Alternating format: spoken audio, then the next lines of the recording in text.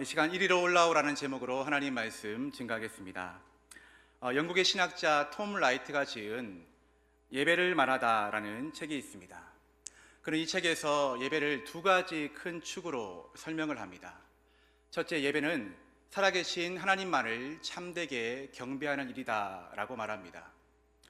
예배는 단순한 종교 의무, 주일마다 하는 행사가 아니라 지금도 살아서 역사하시는 하나님께만 참되게 경배하고 그 하나님께만 합당한 영광을 올려드리는 일이 가장 본질적인 예배의 정의다라고 톰 라이트는 말하고 있습니다. 둘째, 예배는 하나님께서 우리를 어디로 부르시든지 그 길을 따라가는 삶이다라고 말합니다.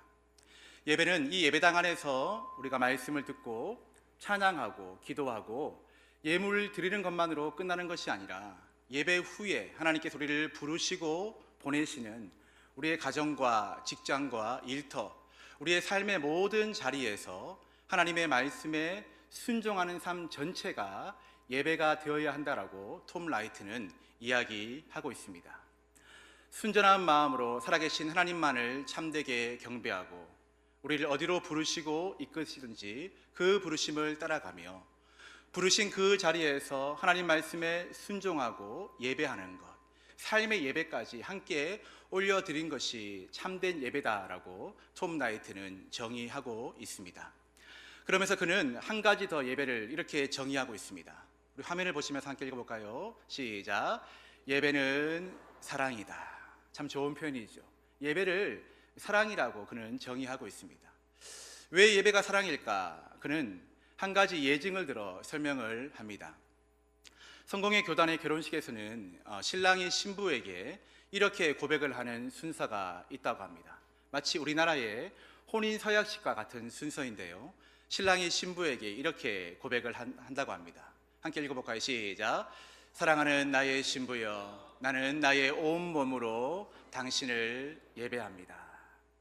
신랑이 신부를 향한 뜨겁고 깊은 사랑을 감히 예배라는 가장 고귀한 언어로 표현하고 있습니다. 저도 17년 전 결혼식 때를 한번 기억해 보게 됩니다. 주례하시는 목사님께서 혼인 서약을 할 때에 저에게 물으셨습니다.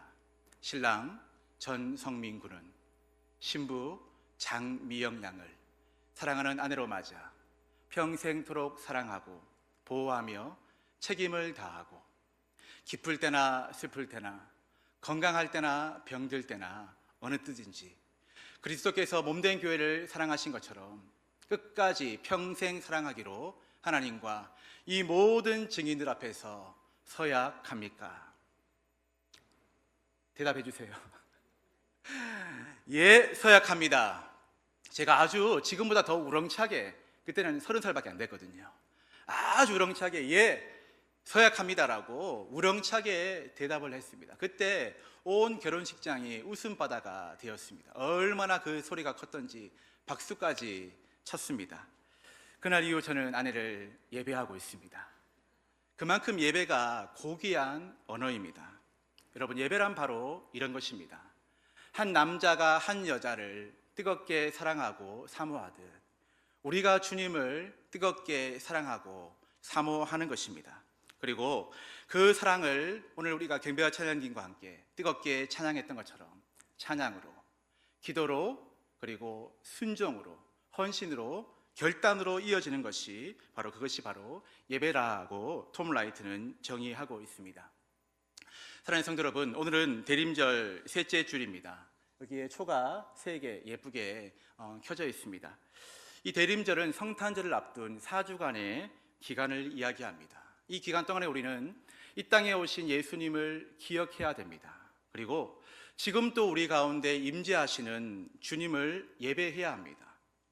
영광 중에 다시 오실 그 주님을 소망 가운데 기다리는 절기가 바로 대림절입니다.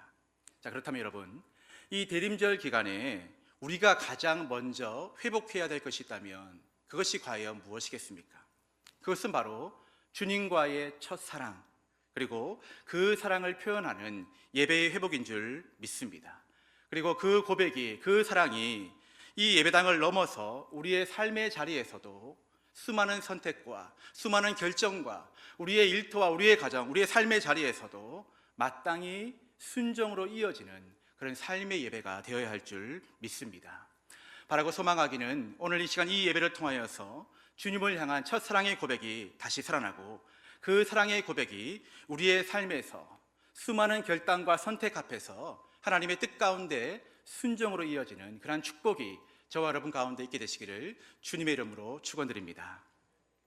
자, 그런데 오늘 본문이 기록될 당시 소아시아 교회의 상황은 조금 달랐습니다. 예배는 사랑입니다라는 이 정의, 이 고백이 어울리지 않을 만큼 힘들고 혹독한 핍박의 시대였습니다.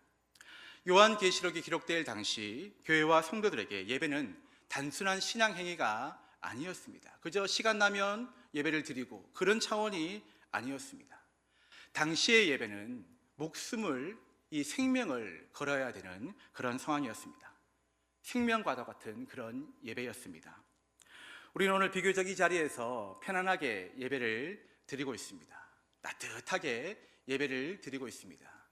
어제 밤새 눈이 와서 또 비가 와서 아마 오시는 길이 좀 불편하기는 했지만은 오늘 또 영상으로도 예배를 드릴 수가 있습니다. 그리고 삶의 자리에서도 우리가 예배 가운데 은혜를 받으면 한 주간 동안 그래, 말씀대로 살아야지, 말씀 붙잡고 살아야지, 우리가 말씀에 순종하는 것 큰 제약 없이 비교적 우리가 평안하게 예배자의 삶을 살 수가 있습니다. 그런데 당시 요한계시록이 기록될 당시에 성도들은 달랐습니다. 하나님을 향한 사랑의 고백을 지키기 위해서, 예배를 드리기 위해서 그들은 목숨을 걸어야 했습니다. 생명을 바쳐야 했습니다. 공적인 예배의 자리에서나 일상의 예배의 자리에서나 그들은 생명을 내어놓아야 했습니다. 그들에게 예배의 정의는 이렇습니다. 예배는 생명입니다. 예배는 목숨입니다. 이것은 과장된 표현이 아니라 가장 현실적이고 가장 정확한 그들의 고백이었습니다. 당시 로마의 황제는 도미티안 황제였습니다. 그의 박해는 상상할 수 없을 만큼 혹독했고 극심했습니다. 그는 자신을 나를 하나님이라고 불러라, 나를 주님이라고 불러라, 그렇게 부르지 않는 성도들을 핍박했고, 채찍질과 고문, 십자가형과 화형, 맹수 앞에 던져지는 형벌, 끓는 기름 가마 속에 던져지는 잔인한 죽음까지 예수님을 믿고 사랑하는, 예배한다라는 그 이유만으로 성도들은 이런 고난, 저런 고난, 핍박을 받아야 했습니다. 이 혹독한 박해와 핍박 앞에서 끝내 믿음을 지키지 못하고 많은 성도들이 넘어졌습니다. 많은 성도들이 주님을 떠나 배교의 길을 걸어갔습니다. 그들이 예수님을 사랑하지 않아서가 아닙니다. 분명 그들도 주님을 사랑했습니다. 어제같이 예배를 드렸습니다. 그런데 한 주간의 삶 가운데 다가오는 핍박과 박해가 너무 극심했습니다. 그 사랑을 붙들기에는, 그 예배의 믿음을 붙들기에는 당시의 핍박이 너무나 극심했던 것이었습니다. 눈에 보이는 상황만 보면 기독교는 이제 끝난 것처럼 보였습니다. 사도 요한을 제외한 모든 제자들은 순교했고 요한마저 살아있지만은 외딴 반모섬에 유배되어져 있습니다. 그들을 이끌 영적인 지도자도 없습니다. 마침내 남은 성도들은 그래도 믿음을 지키고자 지하 카타콤으로, 동굴로, 광야로 들어갑니다. 숨어 들어갑니다. 언제 잡혀갈지 모르는 두려움 속에서 그저 예배만큼은 드려야 된다, 예배의 불씨를 꺼트리면 안 된다, 간신히 붙들고 있을 뿐이었습니다. 모든 것이 무너지는 것 같고 예배는 더 깊은 속으로 숨어 들어가던 그때 주님께서는 다 보고 계셨습니다. 그들의 고통과 그들의 눈물과 흔들리는 믿음을 우리 주님께서는 다 보고 계셨습니다. 그리고 그냥 둘 수가 없으셨습니다. 요한계시록 4장 말씀을 통하여서 어떻게 하시냐면 하늘 예배의 광경을 활짝 열어 보여주십니다. 하나님은 요한에게 하늘 문을 여시고 하늘 예배가 어떠한 예배인지, 땅의 예배는 이러하지만은 하늘 예배는 어떠한 예배인지 그 영광의 환상을 보여주기로 결정하셨습니다. 단순히 미래가 이렇게 일어날 거야 라는 미래를 알려주기 위한 정보가 아니었습니다. 주님은 이렇게 말씀하고 계셨습니다. 지금 너희가 고통과 눈물 속에서 목숨 걸고 드리는 그 예배가 하늘 예배와 똑같다. 하늘 예배와 연결되어져 있다. 너희 예배는 결코 작지 않다. 흔들리지 말고 끝까지 땅의 예배를 포기하지 말아라. 주님은 흩어지고 약해져 가던 성도들의 마음 한복판에 예배의 본질과 예배의 가치가, 예배가 얼마나 중요한지를 깨닫게 하여 주셨습니다. 지금 너희가 눈물 가운데 핍박 가운데 포기하지 않고 드리는 이 땅의 예배와 하늘 예배와 같은 무게를 지니고 있다. 같은 영광을 지니고 있다. 이러한 사실을 깨닫고 붙잡고 끝까지 이 땅의 예배를 포기하지 않도록 하신 것이었습니다. 이 환상을 보았을 때에, 이 환상을 전해 들었을 때에 그들의 마음이 어땠을까요? 이런 고백이 나오지 않았을까요? 아, 주님은 지금도 하늘 보좌에서 다 지켜보고 계시는구나. 하나님께서는 지금 이 시간에도 우리의 예배를 보고 계시고 기뻐하고 계시는구나. 그렇다면 어떤 고난이 와도, 어떤 환난이 와도 이 예배를, 이 땅의 예배를, 이 이부 예배를 포기하지 말아야 되겠구나. 여러분, 이런 고백을 하지 않았을까요?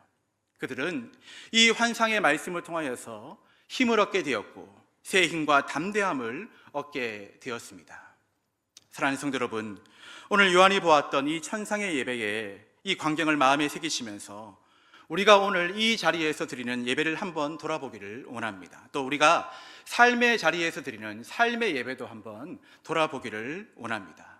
오늘 우리의 예배를 통해 우리 주님께서는 여러분 각자에게 어떤 말씀을 하기를 원하실까요?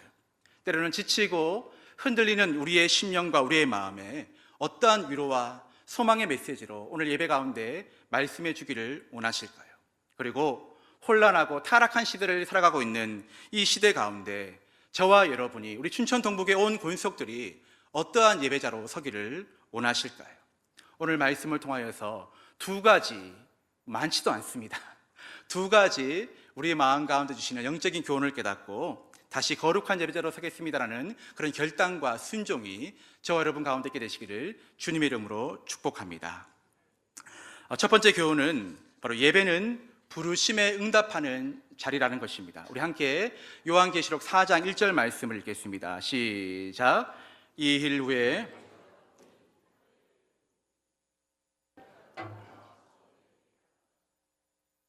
그 음성이 이르되 이리로 올라오라. 이후에 마땅히 일어날 일들을 내가 내게 보이리라 하시더라. 아멘.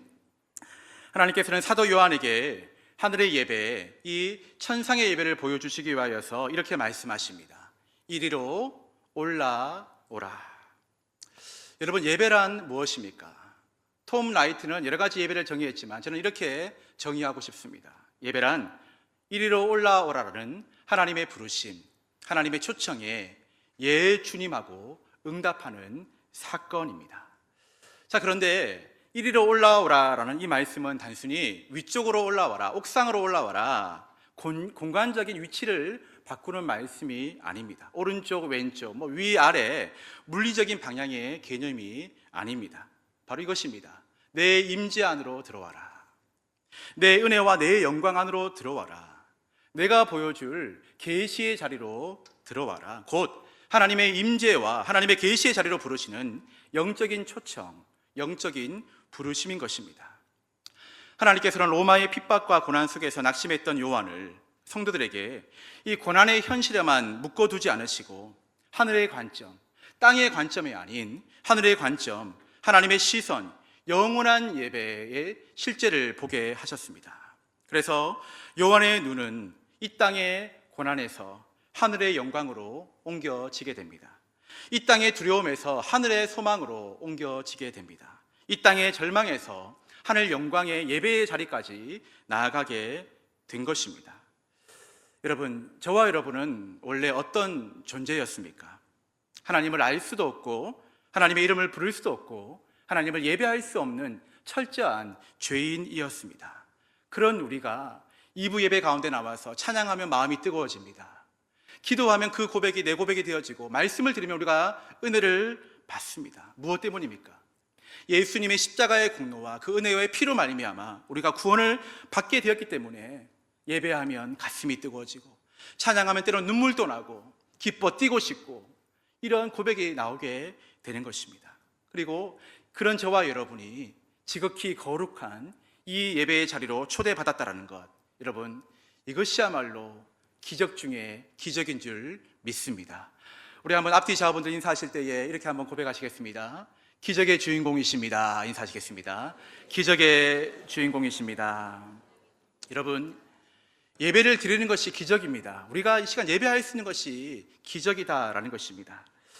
여러분, 조정민 목사님을 아시는 분들이 많이 계실 것입니다. 이분은 지금 서울 베이직교회를 담임하고 계시는 목사님이십니다. 그런데 이분은 잘 아시는 것처럼 원래 MBC 뉴스를 전하는 앵커였습니다. 모태 불교 가정에서 자라나 삶의 가치관과 삶의 모든 전체가 불교 사상으로 덧입혀 있는, 교회와는 예배와는 전혀 상관이 없는 그런 사람이었습니다. 그런 그가 젊은 시절 예수 믿는 한 자매를 사랑하게 됩니다. 여기도 그런 분 많으시죠? 예수 믿는 한 자매를 사랑하게 됩니다. 자, 결혼하기 위해서 어떻게 됩니까?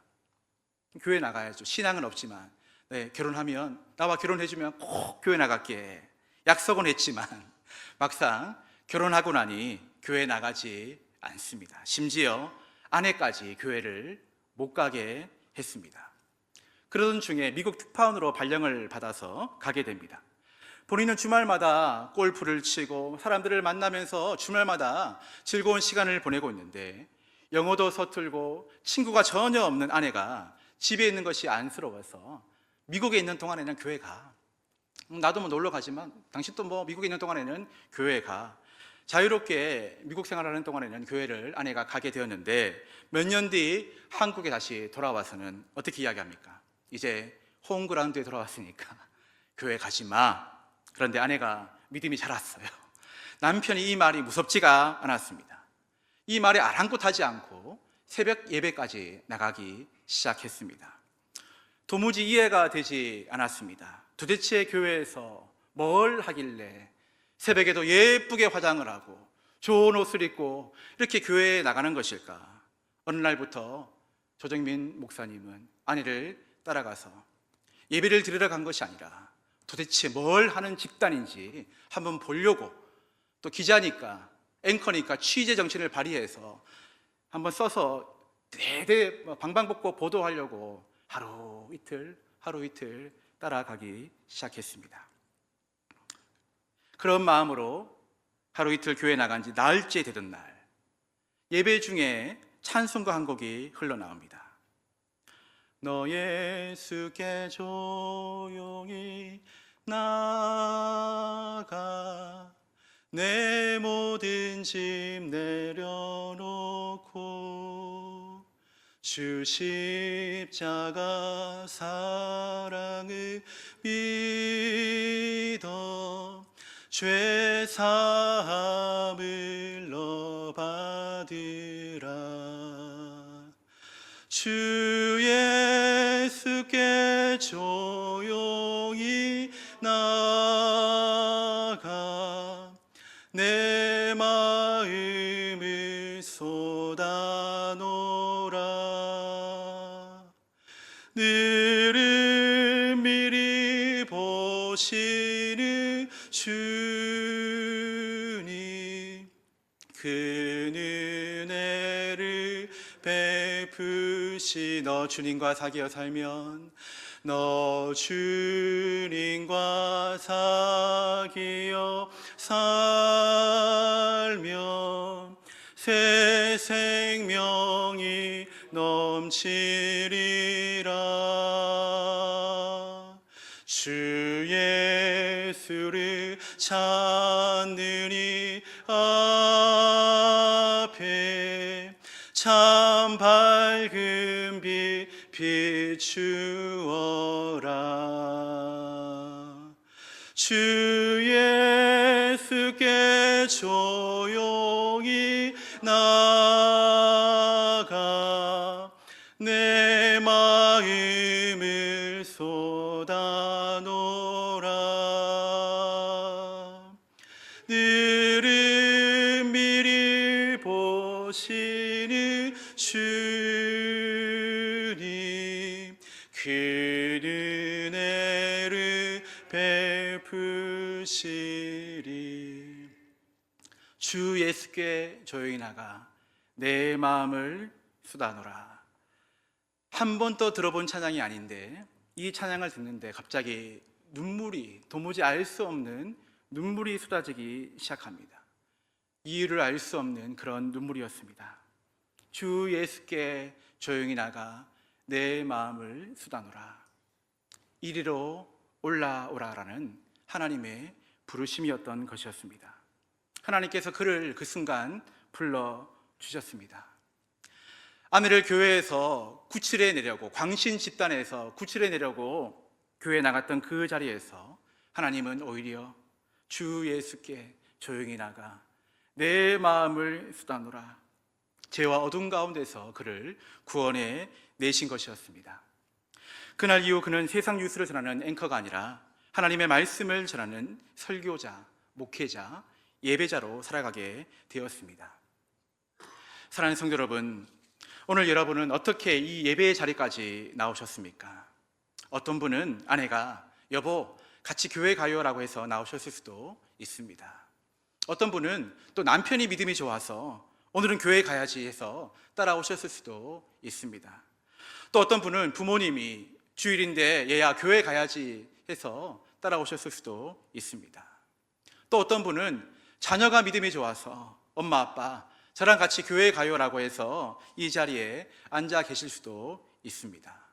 또 여기 많은 분들은 오늘이 주일이니까 교회 가야지 해서 버스 타고 택시 타고 눈길 빗길에도 걸어서 이 자리에 다 오셨을 것입니다. 자, 그런데 여러분, 그 모든 상황, 그 모든 사람들의 말, 그 모든 선택의 너머에는 조용히 그러나 분명하게 우리를 부르시는 바로 하나님이 계신 줄 믿으시기를 주님의 이름으로 축복합니다. 누구나 예배당 안으로는 들어올 수가 있습니다. 누구나 이 좌석에 앉아서 예배를 드릴 수는 있습니다. 그런데 하나님의 임재가 머무는 예배, 이리로 올라오라는 하나님의 은혜가 충만한 예배, 살아계신 하나님의 말씀이 내 영혼에 말씀하시는 예배는 아무에게나 주어지지 않습니다. 이리로 올라오라. 내가 오늘 너를 이 자리로 부른다. 이 하나님의 부르심, 이 하나님의 초청 앞에 감사함으로, 겸손함으로 네 주님, 제가 순종하여 예배의 자리로 나아갑니다. 아멘으로 응답하는 자에게 그 은혜가 부어지는 줄 믿습니다. 다시 한번 고백할 때 기적입니다. 우리가 예배를 드릴 수 있는 거 기적입니다. 다시 한번 고백하실까요? 기적입니다. 기적입니다. 두 번째 교훈이 있습니다. 예배는 면류관을 내려놓는 시간입니다. 사랑하는 성도 여러분, 주님께서 우리를 이 예배의 자리 가운데 부르셨다면 그 부르심 앞에서 우리는 어떠한 마음으로, 어떠한 자세로 예배를 드려야 할까요? 그 답이 바로 오늘 요한이 본 천상의 예배 장면 속에 담겨 있습니다. 오늘 꽤 긴 본문이었습니다. 제가 몇 가지 빼고 싶었지만은 그래도 다 넣고 싶었습니다. 2절 이하의 말씀 보게 되면 하늘에 영광스러운 보좌가 있습니다. 그리고 그 보좌 위에는 하나님께서 좌정하여 앉아 계십니다. 그 보좌 주위에는 네 생물이 있고 또 구약의 12지파의 대표와 신약의 12사도를 대표하는 24장로들이 그 보좌를 에워싸고 있습니다. 8절에서는 그들이 밤낮 쉬지 않고 이렇게 하나님을 찬양합니다. 거룩하다 거룩하다 거룩하다 주 하나님 곧 전능하신 이여, 전에도 계셨고 이제도 계시고 장차 오실 이시라. 11절에서도 이렇게 고백합니다. 우리 주 하나님이여, 영광과 존귀와 권능을 받으시는 것이 합당하오니 주께서 만물을 지으신지라 만물이 주의 뜻대로 있었고 또 지으심을 받았나이다 하더라. 자, 그런데 이 영광스러운 예배의 장면 가운데 주목해야 될 한 구절이 있습니다. 바로 10절입니다. 우리 다 같이 10절 말씀을 읽겠습니다. 시작. 24장로들이 보좌에 앉으신 이 앞에 엎드려 세세토록 살아계시는 이에게 경배하고 자기의 관을 보좌 앞에 드리며 이르되. 자, 24장로들이 하나님께 예배를 드리는데 자기에게 쓰고 있던 관이 있었습니다. 이 관을 어떻게 합니까? 벗어서 보좌 앞에 드리고 있습니다. 여러분, 여기서 관이라는 단어가 상당히 중요합니다. 헬라어로 관을 뜻하는 두 개의 단어가 있습니다. 먼저 디아데마입니다. 이 디아데마는 왕이 쓰는 권세의 왕관입니다. 대통령이 쓰는 관, 왕이 쓰는 왕관입니다. 또 한 가지 관이 있는데 바로 스테파노스입니다. 스테파노스.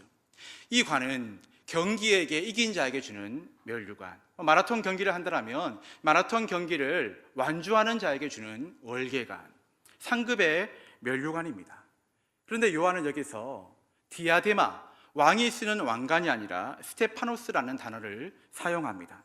즉 24장로들이 머리에 쓰고 있던 관은 왕의 절대 권세를 상징하는 왕관이 아니라 끝까지 믿음을 지키고 믿음의 경주를 완주하는 자에게 씌워주는 바로 승리의 면류관, 월계관, 상급의 면류관 스테파노스입니다. 얼마나 귀하겠습니까? 끝까지 믿음을 지켜서 받은 관인데, 상급의 면류관인데 얼마나 그 관이 귀하겠습니까? 그런데 그 귀하고 영광스러운 스테파노스의 이 관을 그냥 머리에 쓰고 예배를 드립니까? 머리에 쓴 채로 예배를 드립니까? 아닙니다. 이 관을 보좌 앞에 드립니다. 보좌 앞에 드리며 라는 말은 내던져 버리다 라는 의미가 있습니다. 헬라어로 에발론이라고 합니다. 보좌 앞에 드리며 내던져 버리다. 그럼 여기에는 이런 깊은 의미가 있습니다. 주저함 없이, 머뭇거림 없이 과감하게 어떤 고백입니까? 주님, 이 면류관은 제 것이 아닙니다.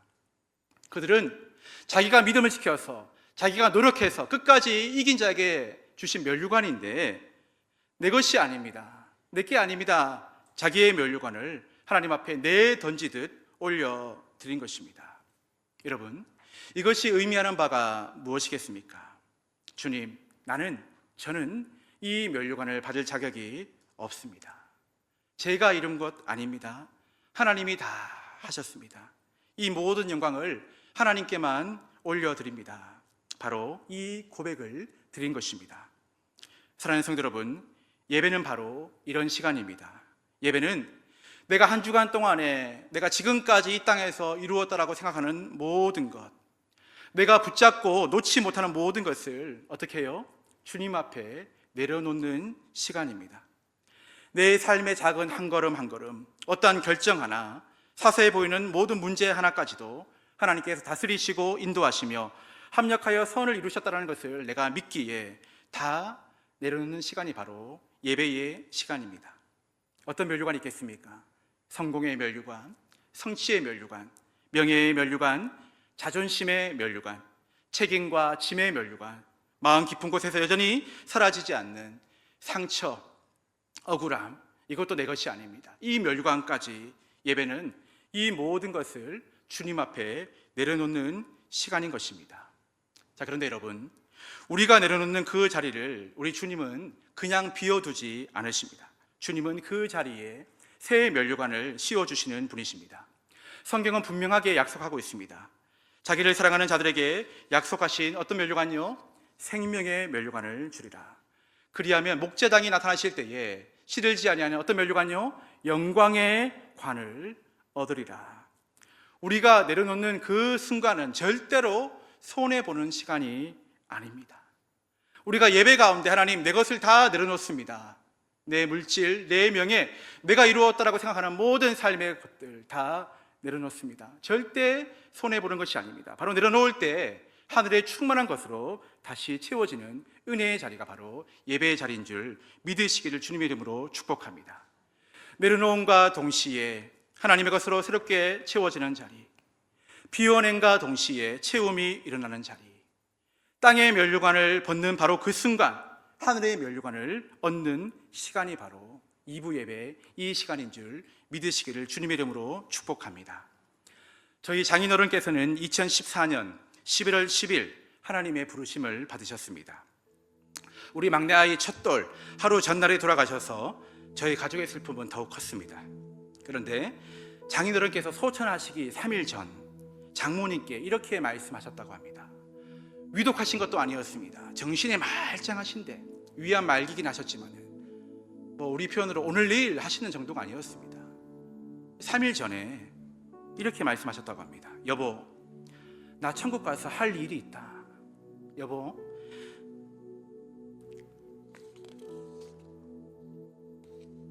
천국 가서 할 일이 있다. 이 유언과 같은 말씀을 하시고 3일 뒤에 주님 품에 안기셨습니다. 장례를 마치고 난 다음에 우리 장모님께서 이 말씀을 저희 가족들에게 전해주셨습니다. 천국 가서 할 일이 있다.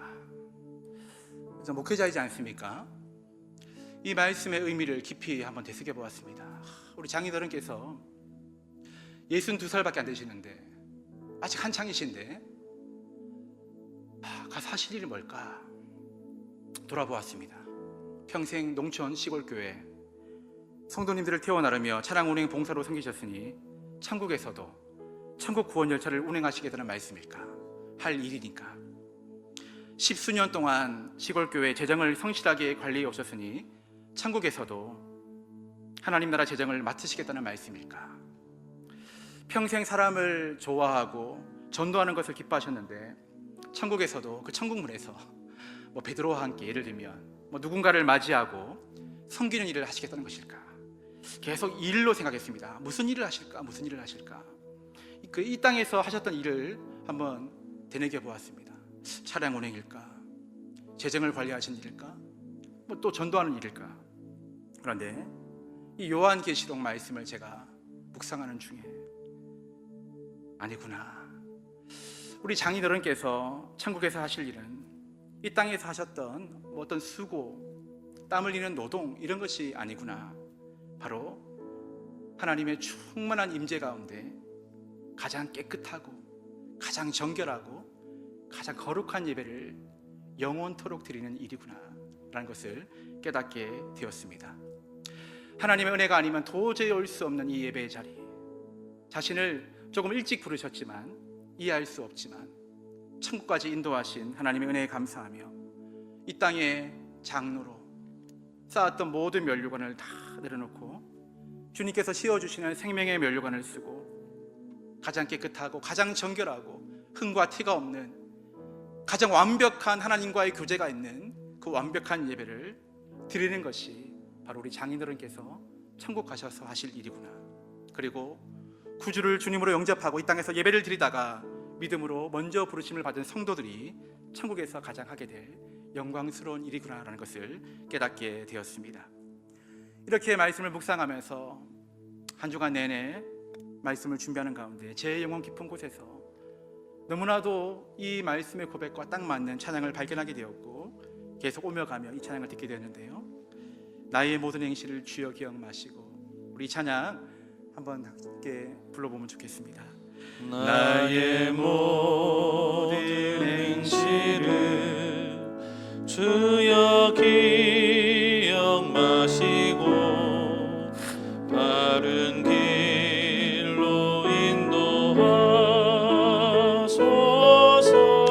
기쁠 때나 슬플 때 나와 동행하시며 기쁠 때나 슬플 때 나와 동행하시며 밤낮으로 인도하소서. 내 모든 형편을 다 기억하시고 내 모든 형편을 다 기억하시며 나와 동행하옵소서. 늘 나와 동행하옵소서. 나의 생명 주 앞에 남김없이 드리니 나의 생명 주 앞에 남김없이 드리니 주여 나를 지켜주소서. 주여 나를 지켜주. 나의 모든 실수를 주여 용서하시고 나의 모든 실수를 주여 바른 길로 용서하시고 인도하소서. 바른 길로 인도하소서. 주의 크신 사랑과 주의 크신 사랑 하늘나라 영광을 하늘나라 영광을 나도 전파하게 하소서. 내 모든 형편을 다 기억하시는 주님, 내 모든 영광을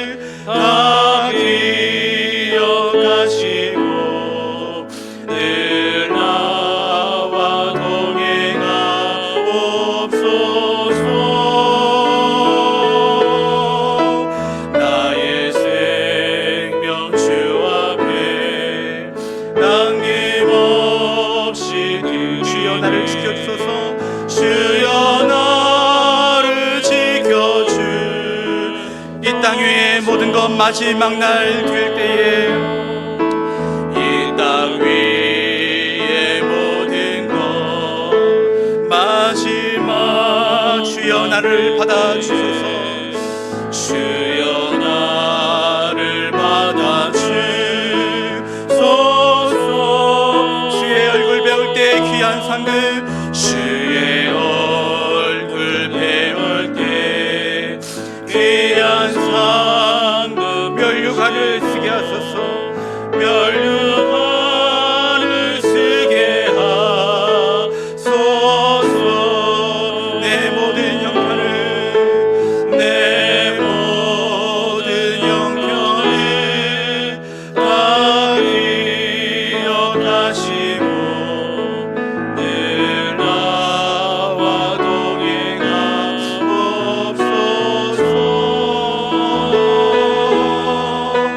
나의 생명 주 앞에 남김없이 드리니 주여 나를 지켜주소서.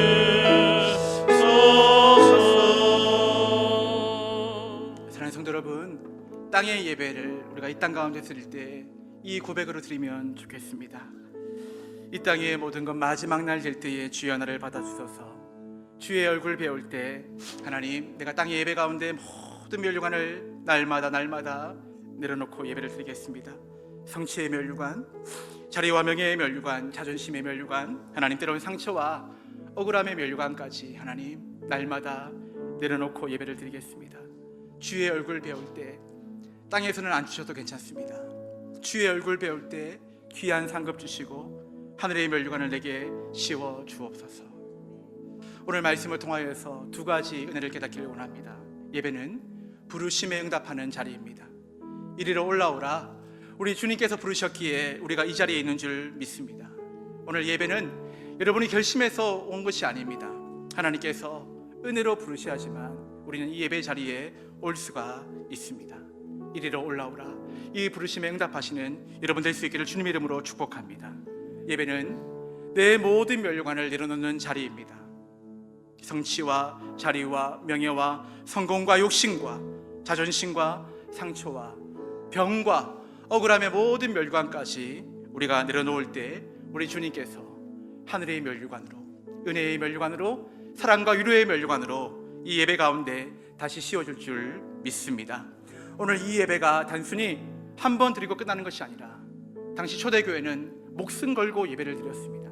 우리가 하나님 그러한 마음으로 오늘 이 예배가 하나님 마지막 예배다라는 그러한 간절한 마음을 가지고 하나님 내 목숨 걸고 내 생명 걸고 예배를 드립니다. 드렸습니다. 주님, 이 예배를 받아 주옵소서. 이 고백을 통하여서 흔들렸던 여러분의 마음과 삶이 다시 이 예배로 회복되어지시기를 주님의 이름으로 축원드립니다. 사랑과 은혜가 풍성하신 하나님 아버지, 오늘 우리에게 이리로 올라오라 부르시는 주의 음성을 듣게 해주시니 감사합니다. 오직 주님이 부르시고 이끄시는 은혜의 가운데 이 예배 자리에 서 있음을 우리가 고백합니다. 주님, 이제 우리 마음 깊이 붙들고 있었던 모든 면류관을 내려놓게 하여 주옵소서. 성취와 자존심과 상처와 억울함의 면류관까지도 주님 앞에 겸손히 내려놓습니다. 그리고 비워진 그 자리에 주님께서 친히 씌워주시는 생명의 면류관과 영광의 면류관과 위로의 면류관으로 우리의 마음을 다시 채워 주시옵소서.